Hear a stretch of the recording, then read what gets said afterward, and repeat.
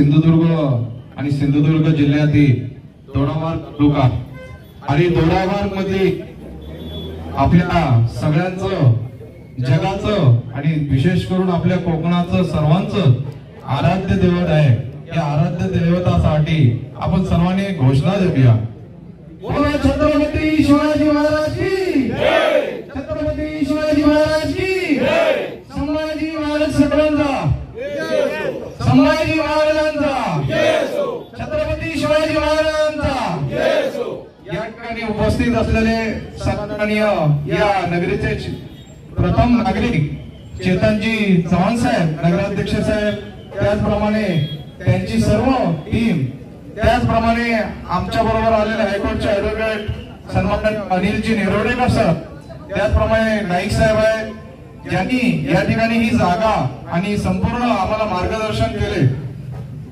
नितीन भाई यांच्यासाठी आपण जोरदार टाळ्या वाजवायच्या आहेत, ज्यांच्यामुळे महाराजांची प्रतिकृती आणि ही जागा ज्यांनी दिली त्यांच्यासाठी विशेष करून आभार आमचे।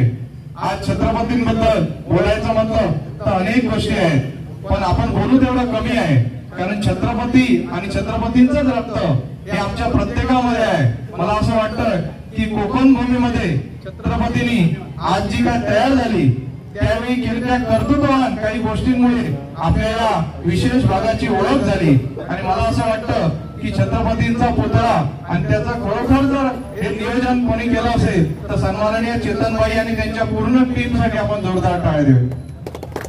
कारण मला असं वाटतं मी अनेक महिने ऐकत होतो की सन्माननीय चेतनबाई या ठिकाणी आणि त्यांची पूर्ण टीम या ठिकाणी छत्रपतींचं हे सगळं नियोजन, मूर्ती कसं बसवायचं, कसं नियोजन करायचं अनेक दिवस चालू होतं। विशेष करून या सर्व मंडळींना मी धन्यवाद मानतो आणि आज दोडामार्गवासियांना आज एवढा सुंदर कार्यक्रम आम्हाला तुम्ही तुमच्यामुळे आम्ही पाहू शकलो याबद्दल मी धन्यवाद मानतो।